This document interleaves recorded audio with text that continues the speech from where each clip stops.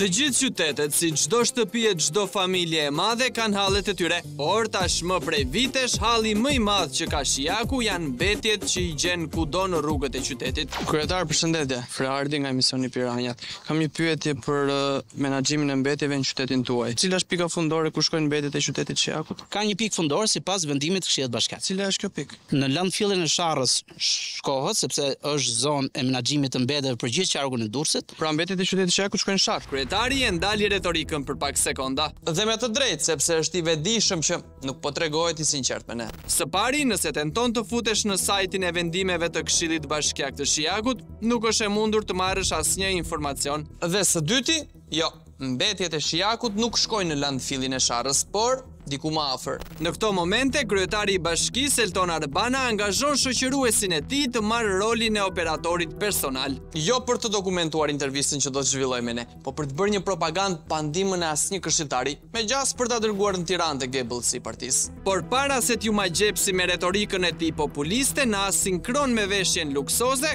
kokë këmbë me Prada e me çantë Louis Vuitton, le t'ju sqarojmë pak se përse jemi duke e pyetur në oborrin e bashkisë. Dhe për këtë na duhet të kthehemi pak ditë pas në kohë. Më datë 27 shkurt 2025, Bashkia e Shijakut shpall tenderin për shërbim pastrimi, grumbullimi dhe depozitim të mbetjeve urbane dhe mirëmbajtje të hapësirave publike dhe varezave të qytetit, me fond limit mbi 1.2 miliard lekë të vjetra pa TVSH për 24 muaj. Nga ky tender kuptojmë se Bashkia e Shijakut nuk ka as mjete për grumbullimin e mbetjeve të qytetit, por ky është problemi më i vogël. Pasi tenderi mban flamurin e kuq për mungesë konkurrence, sepse firma AMR e shpallur fituese më datë 8 prill 2025, është e vetmja kompani që ka marrë pjesë në garë dhe bashkia i ka pranuar ofertën e cila është 99.7% e fondit limit të vendosur.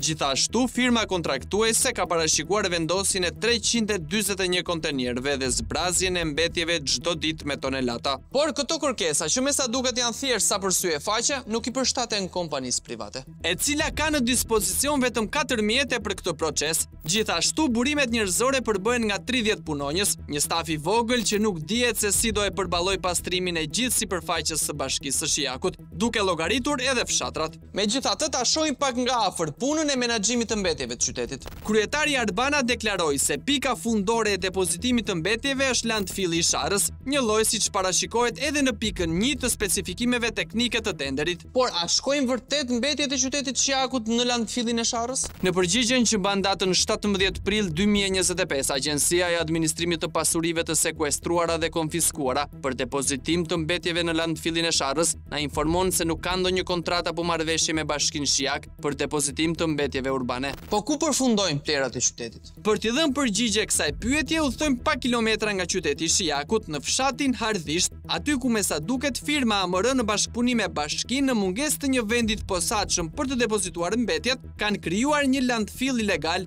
që nuk përmbush asnjë kriter të një landfilli. Kjo është pjesa e parë, është hyrja. Siç e shihni, duna plerash të krijuara, i gjithë uji është uji i krijuar nga shiu.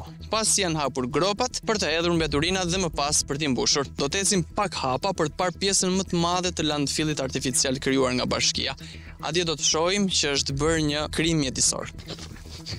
Siç e shihni, mbeturinat janë edhe në rrugë. Nuk ka gropostje, nuk ka djegje, vetëm mbeturina të hedhura anës rrugës. Më tutje, situata është më e rëndë. Plera të hedhura në natyrë, pranë vendbanimeve, pranë lumit, pranë tokave bujqësore, produktet e së cilave konsumohen nga banorët e zonës, gropa të hapura për të bërë të mundur mbulimin e mbetjeve. Nga kush? Nga vetë Bashkia me ekskavatorin e saj.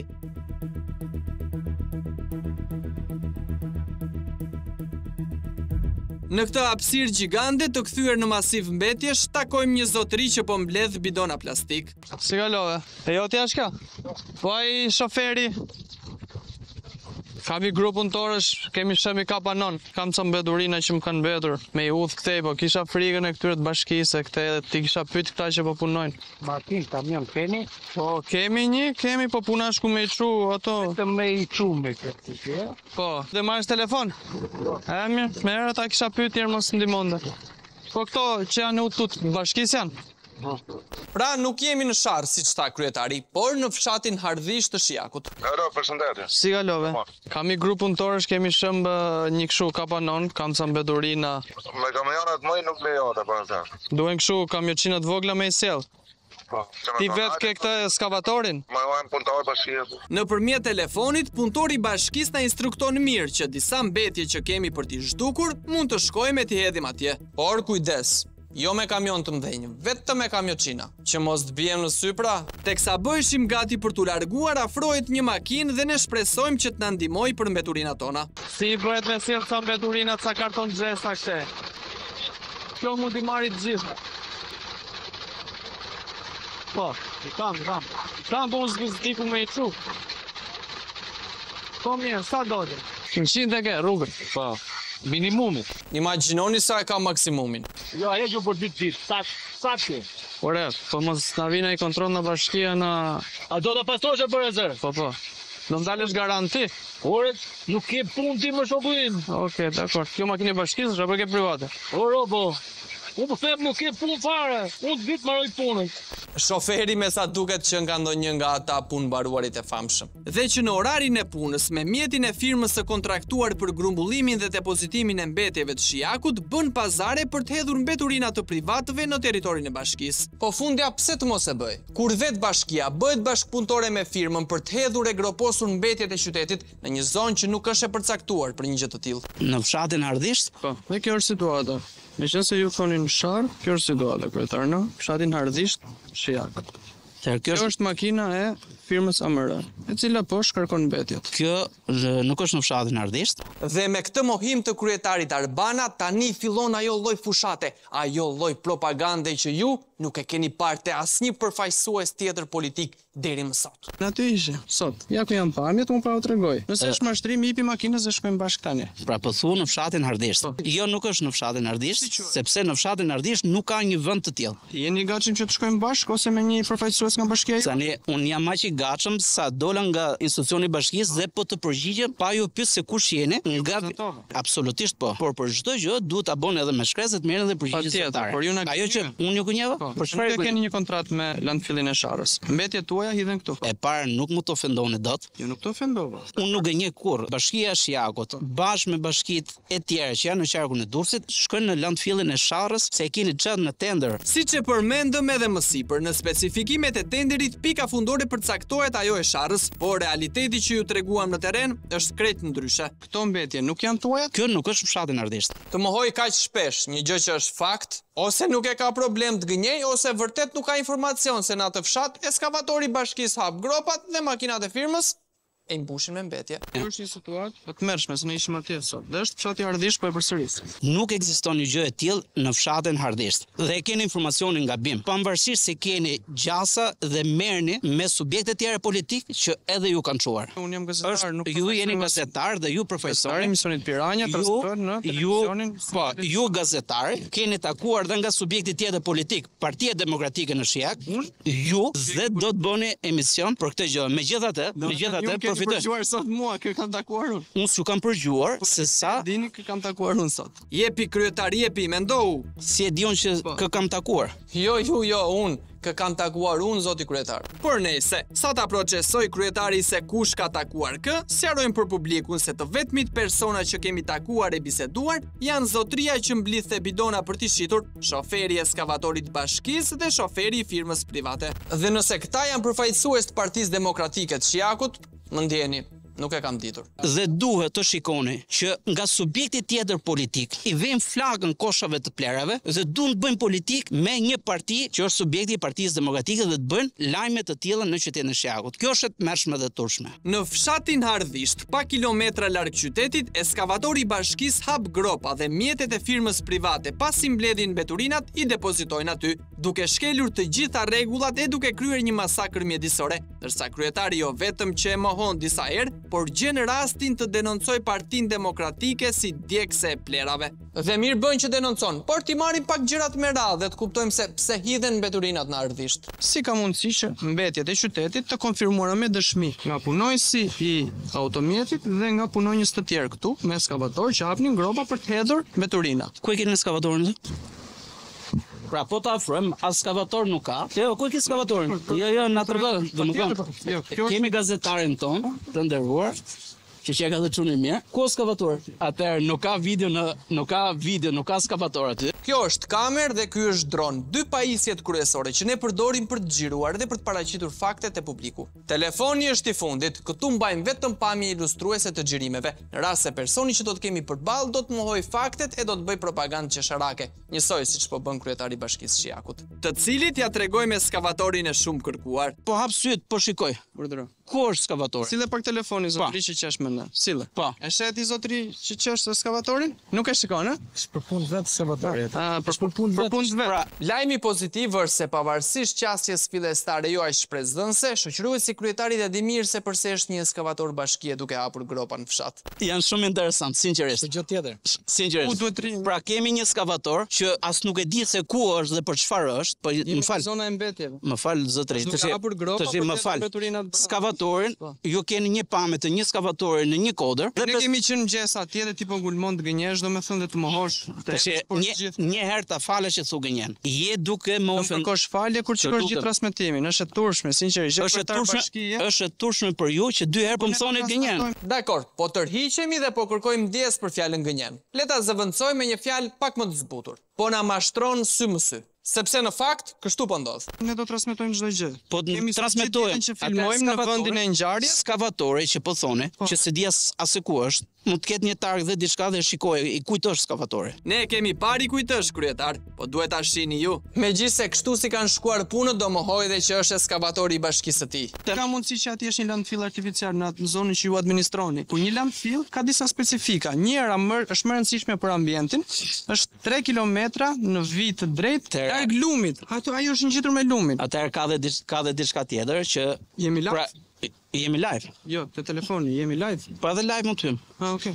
Ka dhe diçka tjetër që gazetari thotë që duhet 3 kilometra larg. Por tjetër e thuar me gjeomembran, ka disa gjëra specifike. Ka disa 3 metra thellësi argjill ngjeshur. Ne po themi që në Bashkinë e Shijakut nuk ka landfill. Po, edhe atje është krijuar një landfill artificial ku makinat e kompanisë AMR mbledhin mbetjet e qytetit dhe i shkarkojnë atje në rrugë, në gropa. Gropat mbushura me ujë se janë lënë bosh, nuk janë hedhur mbeturinat. Mbeturinat të lëna kudo, goma, lloj-lloj mbeturinash, televizor. Një person që shkon mbledh ato që gjen për të nxjerrë bukën e gojës. As nuk ka nga këto që shkojnë mbledhen.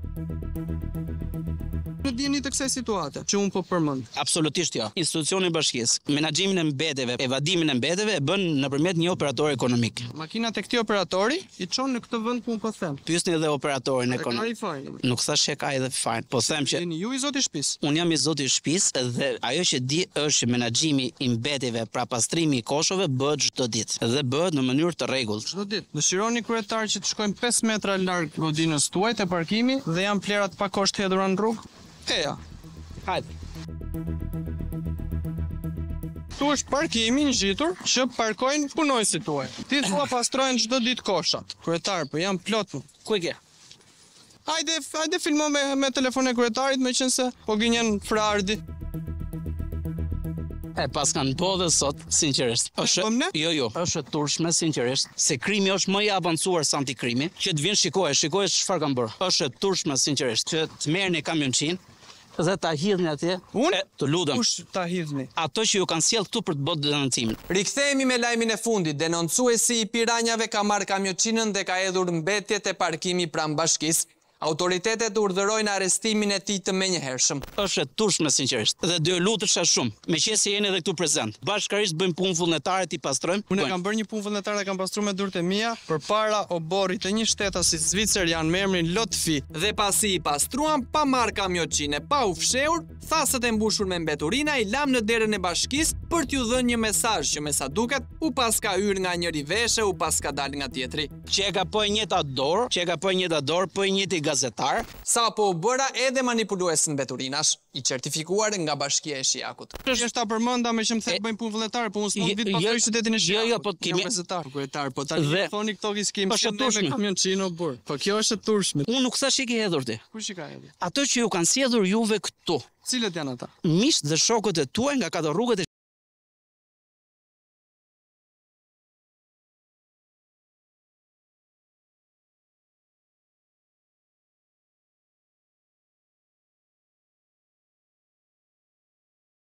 avancuar sa antikrimi, është shumë më i avancuar sa antikrimi. Hera e dytë e tretë që e përmend kryetari këtë frazë. Sa informacion paska për krimin, more, habitshme, ë? Përfitoj nga rasti që jeni prezent, ti bëjmë thirrje dashakezëve që mos i vejmë flakën koshave të plerave, ti bëjmë thirrje dashakezëve. Ti është bërë një masiv plerash dhe ju thoni koshat e plerave? Ti bëjmë Po them për masiv. Ti bëjmë thirrje edhe dashakezëve të tjerë që pas kanë marrë një kamionçin, na e pas kanë hullur masiv në mes të qytetit, pranë lumit. Në mes të qytetit sinqerisht është. Po flas për masiv mbetje kryetar, jo për kosha. Por atë gjën që the tek Zviceriane, mos shko atje. Po sa më të vetëm thashë kanë pastruar me duar, se më the hajt bëjmë puvullnetare, pastrojmë këtë. Unë do e pastroj këtë. Që edhe makinat këtu? Po kush i edhe? Po ne të dy do pastrojmë të gjithë mbetet që edhe Partia Demokratike. Rikthehemi sërish me lajmin e fundit. Duket se betejat politike në Shqipëri kanë arritur nivele të paimagjinueshme dhe grupet e sabotazhit të opozitës po kryejnë çdo natë veprime armiqësore në dëm të pushtetit popullor. Jo vetëm politik tani apo do zgjidhim hallin e masivit të mbetjeve që është në fshatin Ardhisht. Neve për aq kohë sa ka njerëz të tillë që bëjmë politik, duke na hedhur një kamionçin në mes të parkimit dhe thuat 10 metra, 20 metra nga Bashkia e Shiakut, shiko se si janë mbetet, kjo është turshme sinqerisht. Po për masivin e mbetjeve në Ardhisht çfarë do bëjmë? Që makinat e firmës AMR që keni tenderuar, mbledhin mbetjet e qytetit dhe i hedhin atje. Çfarë do bëjmë për këtë gjë? Në fshatin Ardhisht nuk kemi asnjë